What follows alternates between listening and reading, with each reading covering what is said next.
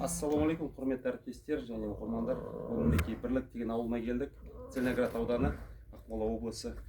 Жылқымызда мынандай сүйел болған, мінекей төсінде мына жерде шыққан, төс жағында.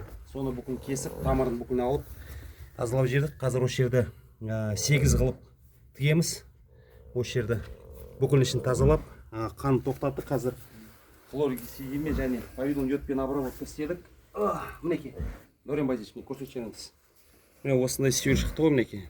Ішінде көріңіз, тамырлары бар. Жировик. Иә, жировик қой, орысшалап айтқанда мінекей. Осында мінекей, осы ішіне шықты. Осыны алып тастадық, тамырларын полностью тоже алып тастадық.